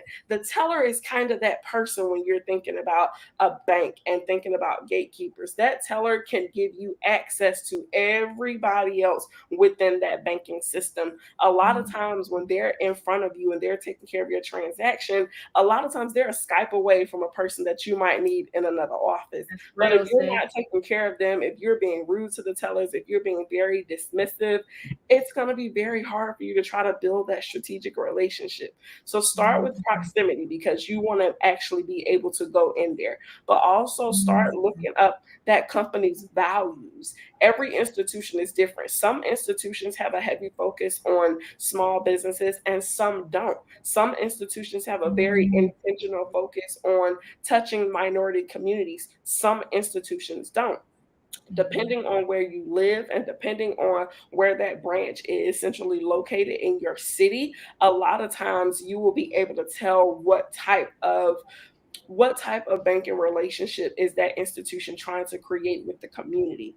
One of the last institutions that I worked for, they had a multicultural segment of the bank, period. So there were certain branches, if you were located in a predominantly African-American community, or if you were located in a predominantly Hispanic community, they would have mostly people from that community working there. So you would walk into the branch and see people who look like you.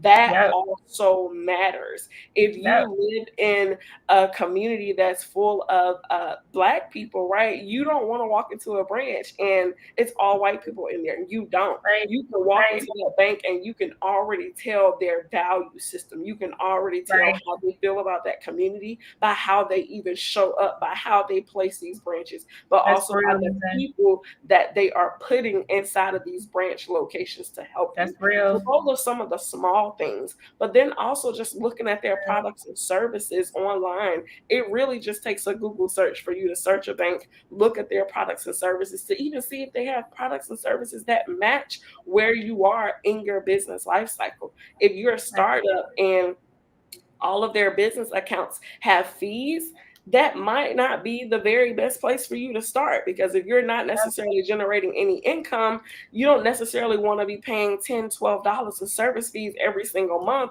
for an account that's barely bringing in money. That's just depleting the assets that you do have.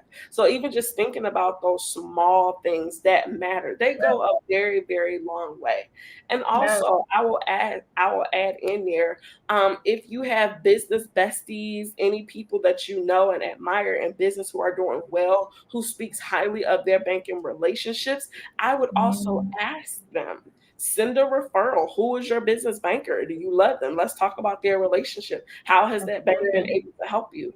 But also tapping into your centers of influence. If you have attorneys or attorney friends, if you have an accountant that you're working with, a bookkeeper, chambers of commerce, if you are a part of any organization that works with small business owners, I promise you, you are going to find bankers in there because they flock to those organizations who has their target audience there already. So sometimes it also starts with you meeting a person that you really like, that you gel with, and then you become a part of their institution because of that person that you met. That's right. No, that's so good.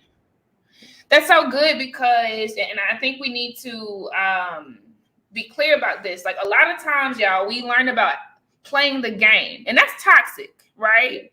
We learn about playing the game, and you just networking just because you need something and all of this stuff, right? But what Lindsay is talking about is being very intentional and genuine. She didn't say like run game on the teller, right? Yeah. She didn't say act like you care about them. She said, see them. Are you speaking to them, etc.? And then they will naturally. She didn't say on day one. She didn't say go over there and tell. She said they're going to want to cape hard for you, right? And then the advisors are going to want to cape hard for you after that because they've gotten to know you, right? She said reach out to your sisters and talk to them about their experiences with their bankers. She did not say, right? She did not say act smooth up to somebody that is wearing Louis Vuitton bags and try to get. No, right? So I just want to highlight that as well, because this is thought leadership. And this is why we need to be on stage just telling our own stories, right? She didn't say play the game. She said lean into community. Yep. Right? She said have an open heart to building new relationships, right? She said cultivate those relationships and good things will come. So I'm challenging us to let go of this crap, to be quite honest, we've been taught, right? Which causes us to be crabs in the barrel, right? And embrace genuineness and know that we love each other the same way they feel in here, right? It operates like that in the outside world. We got to be different, right? Like we shift like, and speaking of shifts, y'all, mic check 1 2 1 2. Lindsay has shifted everything. The next TED Talk is at 1 Eastern instead of 3 minutes ago. Hello. Okay. All right. So we're going to keep it going, Lindsay. This is so good. Before I go to the next question, I want to throw a comment on stage, just in case you have a response to this, Lindsay. So Janelle says her credit union is all virtual right now, even at the branch. It's just a person on the screen. Do you have any advice to her? I hate that because it's getting rid of jobs, and I don't like it. But one thing I'm going to share is that you should not just be dependent on one banking relationship. I always personally believe that you should have a few. You should have a credit union relationship or a few, and you should have traditional banking relationships, because it's those traditional banks that you're going to see on every other block. It's the traditional banks that you're going to see that still are popping up branches out of the woodworks when everything else is closing. So if you notice that that is a thing with your credit union, I would look into a traditional bank that you do see more often in your community that you'd be willing to create a relationship with. And that's because they offer you different things. Your credit union is going to offer you sometimes better rates. Your credit union, they are going to haggle you less, because credit unions are typically nonprofit entities, so they're not just about the dollar, that bottom line. So your relationships with your credit unions are just going to be a tad bit different. But your traditional banks, a lot of times their technology is better. They have much better apps. You have the accessibility in the way that you can manage your finances with a traditional bank. It's just phenomenal, right? When you're working with a larger traditional bank, but also they are convenient, because you do have traditional banks on every other corner. If it's not in your city, then they definitely have a branch in the next city over, right? So you have to think about what they're offering you, because a lot of times what we run into with issues with credit unions, and even me too, when you go to another city, another state rather, that credit union a lot of time is not available. Like, for example, I do a lot of my banking with larger financial institutions, but I also bank with my local credit union here in North Carolina, and North Carolina state employees is only in North Carolina. So when I'm in Maryland taking care of business, I cannot necessarily access a branch for North Carolina state employees, which is unfortunate. But you just have to understand how these systems work, and you have to create your own system within what they have, within the options that they give you. It's building your own financial infrastructure. Where do you have your relationships? How do you manage those relationships? Where are they? How can some of them cross? For me, with my traditional bank, you can add, and most banks you can now, but you can add non-bank accounts to your online banking so that you can transfer money. So because I bank with a large institution and they do give me that type of access, I added my credit union account that I typically will use for certain things to that bank's profile, so that online I can go to my traditional bank and still transfer money from my credit union, because they allow me to add non-bank accounts to that online profile. So you just have to learn how your institutions are operating, and then you have to create a structure within the current infrastructure that works specifically for you. But you definitely should have a credit union and a traditional bank. You want to definitely have both. I love that distinction, because y'all, right, get out of the scarcity mindset. It's not either or, it's either and. Yep. Right? So know that you are not a burden, that you are worthy, that your money spends just as well as anybody. I mean, all of this stuff, like let's accept that into our mindset first, right? And let's combine all of the things that we've learned thus far, right? The vision board, we know what our 5-year plan is, right? Planning, smart goals. We know how we're going to calibrate ourselves as we go along. So you need to be ready for the here and now and the then, right? So like Lindsay is saying, if you know that you're about to be crossing state lines and even on a global level, and you need to be able to make them transactions and all of that, okay, let's go ahead and start getting that in place now. And if we know that we need the car loan at 1%, 1.63%, like Lindsay, let's talk to the credit union. I mean, come on, right? It's not either or, right? Like, let's get out of that, right? I love this. Janelle said, thank you. She loved your response. All right, let's get into some more questions. What up, Miss T? Okay, so the next question is from our girl, Katrina. So Katrina says, or asks rather, what is a great way to start building credit worthiness with little credit, but 10 years of history? Mostly high doctor bills and no credit cards. Love this question. I love this question too. I always say sometimes you have to start small, and it's okay to start small. And because of the way that you framed that question, I'm going to assume that your credit score isn't necessarily where you want it to be, right? So ultimately, there is a starting point. A lot of people start with secured cards, right? they're not favorable because yes, it's you putting in your own money, but you are ultimately investing in yourself. That secured money, that secured card that you're opening, it's an investment. I don't want us to look at it as, why do I have to do this? Why am I giving them my money to spend anyway? It's just a starting phase. It's like a startup of your credit ultimately, where you take at that institution, whatever their requirement is, you give them that amount of money and they give you a credit card in exchange. You just got to learn how to use it, right? So making sure that we are not exceeding our limits ever. You know, if you can stay under 30%, great. Sometimes that's not even always realistic because emergencies happen, things happen where you have to use your card. Sometimes you got to go up to 50%. Sometimes you might have to max it out one day for a purchase. But it's about, before that next statement period hits, make sure that you have paid that card down as much as possible.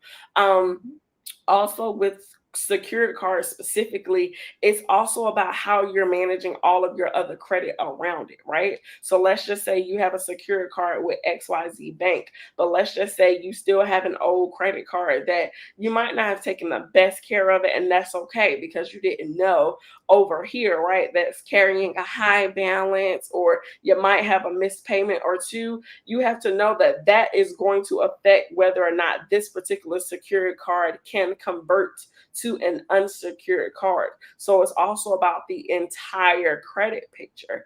But another way that I always tell people, if you're not comfortable with getting a secured card first, or if you're just not in a position where you can do that, if you have a close family member or somebody, a great friend that you trust who has good credit, see if they'd be willing to add you as an authorized signer to that credit card. But in doing so, you want to make sure that that credit card has only had good history, meaning that they don't have any missed or late payments, making sure that they have never maxed that card out for real if you can, because just like you will inherit that good credit, you will also inherit that bad credit. So you got to be very, very, very careful. And a lot of times it's harder sometimes to go this route because it's a trust thing, right? You have to trust that person that they're going to be honest and truthful about what they're saying about this credit line, but they also have to trust you. That's right. Because as an authorized signer, yes, you now have the option to go and spend.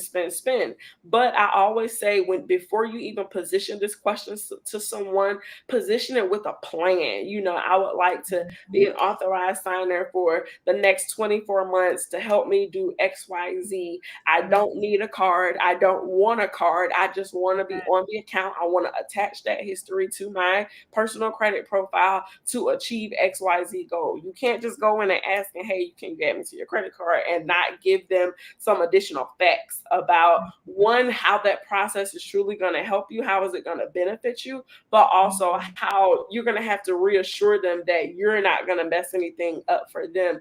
And that's by telling them, hey, I don't want a card, because ultimately you don't really need a card to get the history and to benefit from it. You just need your account to be attached to that relationship. So either we can start with a secured card, or you can ask to be an authorized signer on someone's account.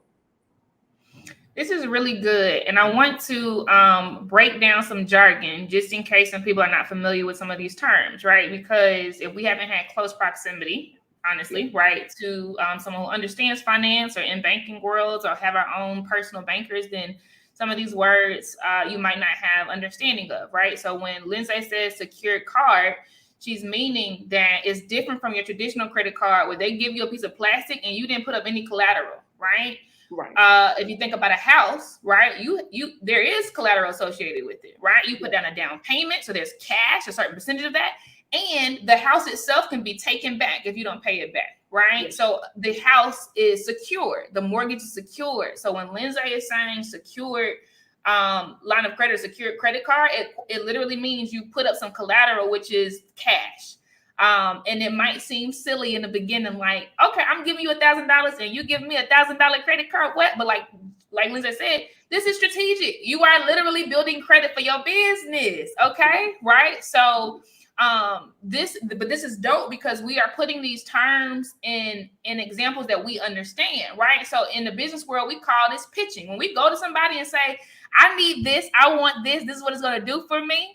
And I might even give you anything, that's pitching, right? Like what she described as pitching. So when you're going to the person saying, can I be an authorized signer so that I can build my credit? This is what it'll do for me. That is pitching. Why is that important? We understand that as pitching because the same is done when you go into investors. You're pitching. You already described the plan. You understand where you want to be in 2 years. You have the view of how it's going to help you. You might not give them nothing, but they might give you an angel investment and say, okay, here go $1,000. Like this is powerful right here, y'all. And I'm so happy that you're absorbing this and you're going to put it to use. Okay, let me keep going into questions. Lindsay, super fire. Thank you so much for your information.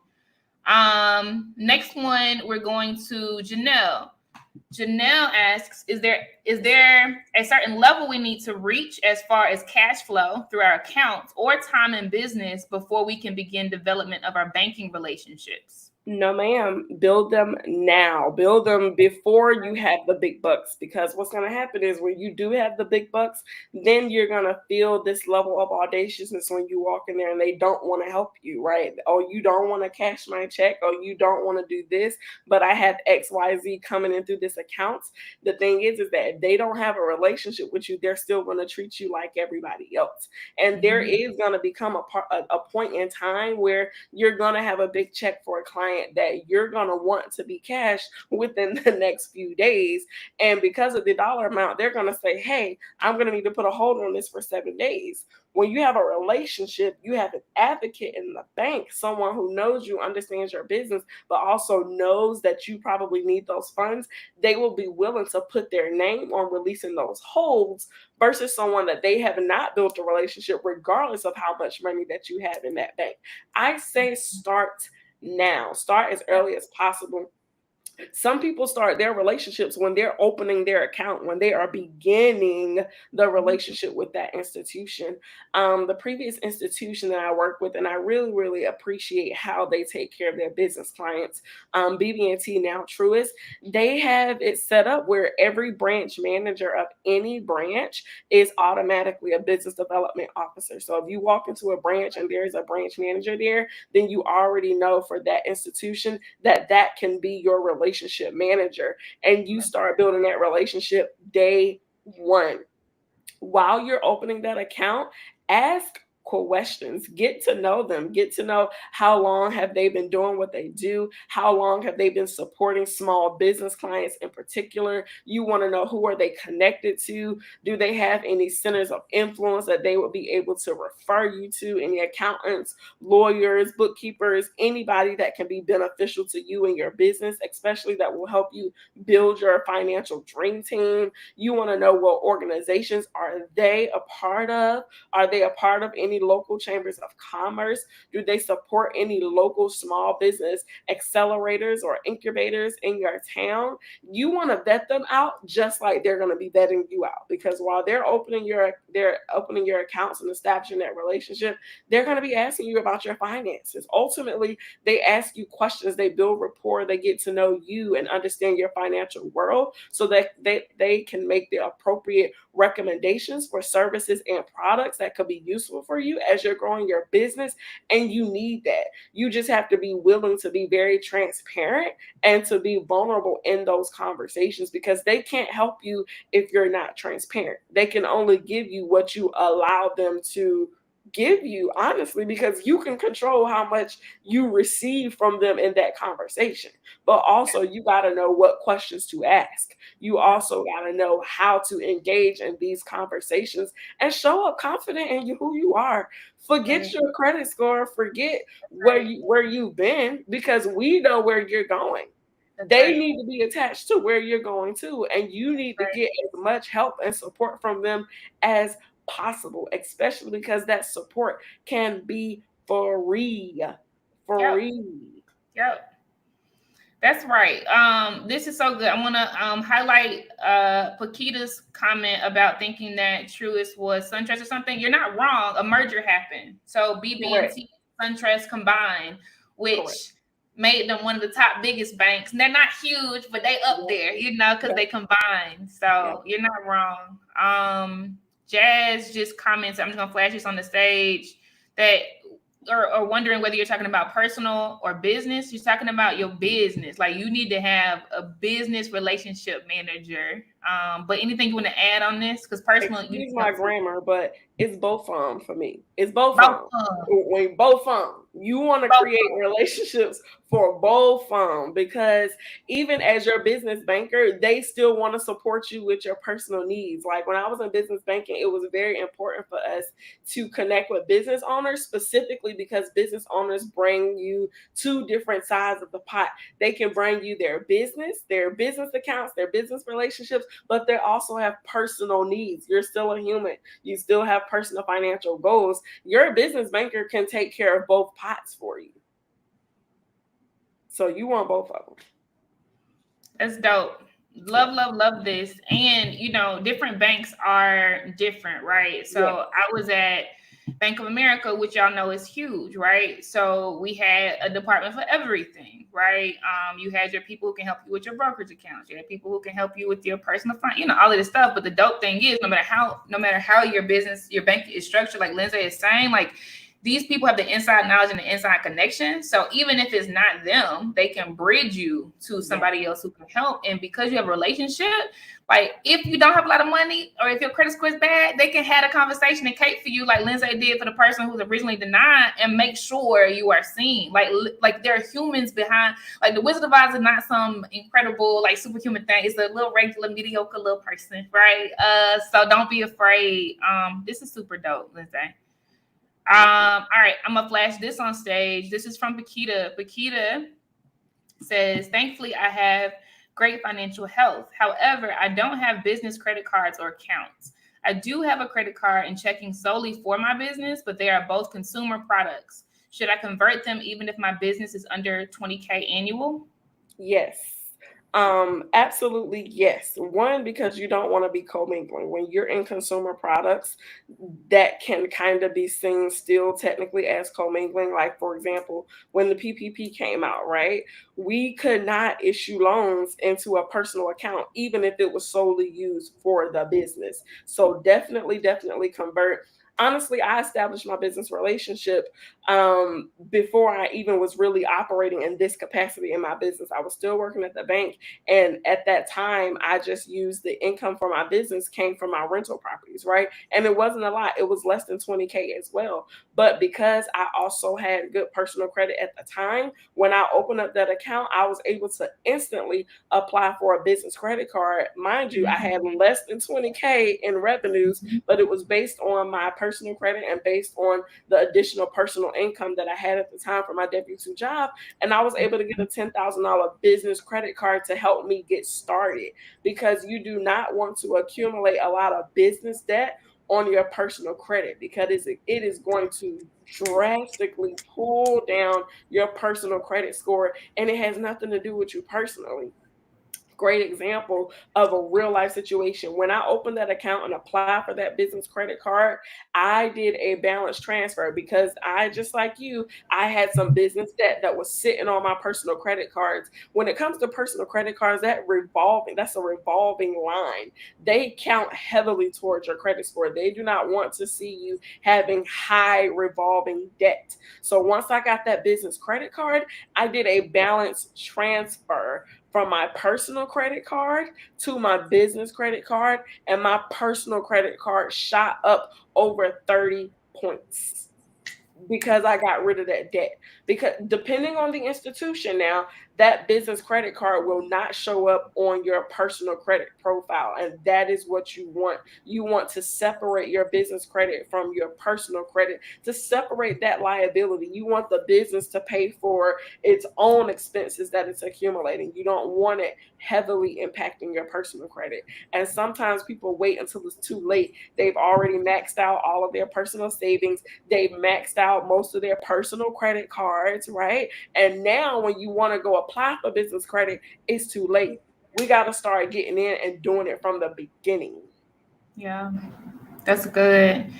And we only have 7 minutes left until the TED Talk, but I want to let you all know before you start crying that Lindsay is doing a TED Talk tomorrow called Liability or Legacy, right? So there's going to be more topics around this. And there's also going to be a very intimate fireside chat that her and I will have tomorrow about finance as well, called Building Black Wealth. So we're not done with it. I'm telling you this today, so you mark it on your calendars, right? Go ahead in the schedule tab and add it to your personal calendar so you get reminders. But we're going to get to this last question. But just know it's not over. There's more. There's more tomorrow. I don't know. Okay, so it just... the Q&A just tripled before I could get back to it.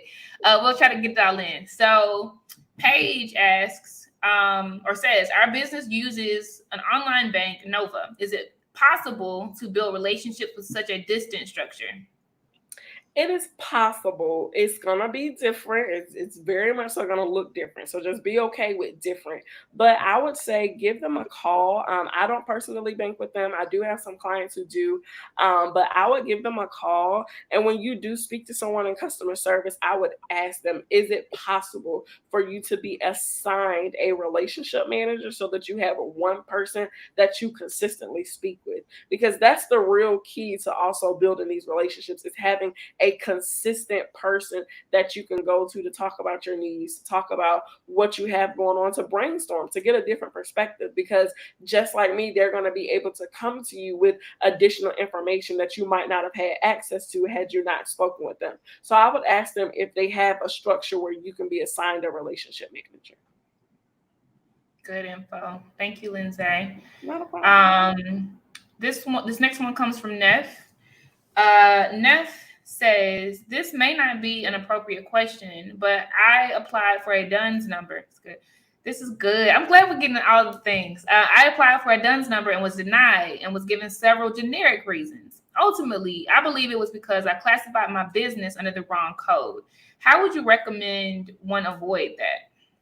I would give them a call. I don't know if you spoke to them online, like via their chat, or you just received a letter. I would give them a call and make them break it down to you, but then also ask them, well, how can you still get approved? So if it's just as simple as you changing your code from your business, you going online and finding a different NAICS code or whatever you need, but I would call them. You get so much more clarity talking to somebody over the phone or in person. Now with DUNS, you're not really going to find anybody in person to talk to. So that's why I say call them and ask specifically, what do you need to do? How can you avoid that? Because everybody's systems are different. Like just like everybody's banking system is different, everybody's personal financial situation is different. But I would give them a call to figure out how you can avoid that.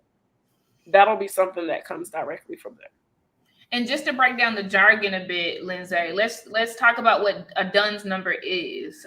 Can you explain high level what a DUNS number is versus your traditional like FICO or other credit scores? Right. So your DUNS is pretty much, it's an identifier for your business, right? DUNS isn't necessarily the credit report. It is a system that collects data. And with DUNS, they have partnerships with a number of business credit providers. They have partnerships with companies and vendors that you guys are building relationships with.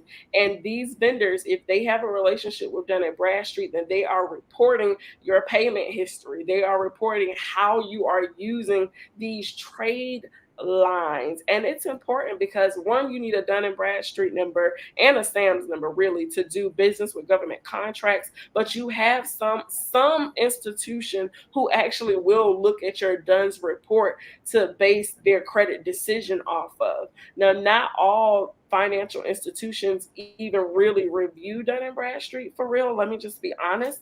A lot of financial institutions use what we call the Small Business Financial Exchange.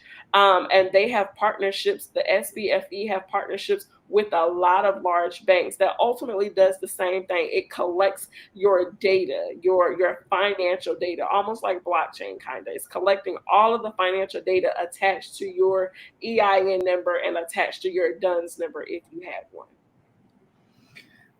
This is so good, y'all, because, and I'll just say this from So for background, you'll hear more about us tomorrow, but for background, so Lindsay's been on the business banking relationship side, right? Like caping for businesses and understanding where they want to go, right?